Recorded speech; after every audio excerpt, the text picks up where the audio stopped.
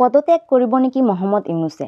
ৰাজনৈতিক দলৰ হেঁচা আৰু তাৰ ওপৰত কিছুদিন পূৰ্বে সেনাপ্ৰধান জেনেৰেল ৱাকাৰ উজ্জামানেও ডিচেম্বৰৰ মাজভাগত নিৰ্বাচনৰ বাবে হেঁচা প্ৰয়োগ কৰে। ইয়াৰ বাবে মহম্মদ ইউনুছৰ পদত্যাগৰ জল্পনা কল্পনাৰ সৃষ্টি হৈছিল। পদত্যাগ কৰিব নেকি মহম্মদ ইউনুছ? বাংলাদেশত আৰম্ভ চৰ্চা।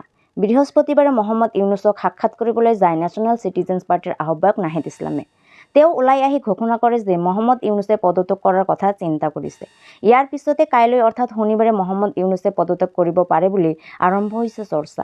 যোৱা বছৰৰ আগষ্ট মাহত বাংলাদেশত বৈষম্যৰ বিৰুদ্ধে ছাত্ৰ প্ৰতিবাদৰ সন্মুখীন হৈ পতন ঘটিছিল শ্বেখ হাছিনাৰ চৰকাৰৰ।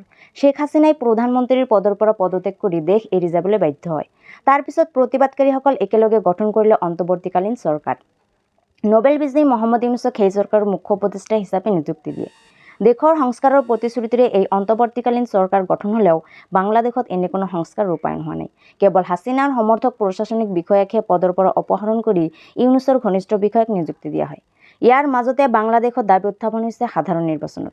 কিন্তু 2026 চনৰ মাজভাগৰ পূৰ্বে নিৰ্বাচন অনুষ্ঠিত কৰিবলৈ ইচ্ছুক নহয় ইউনুছৰ নেতৃত্বাধীন অন্তৱৰ্তীকালীন চৰকাৰখন।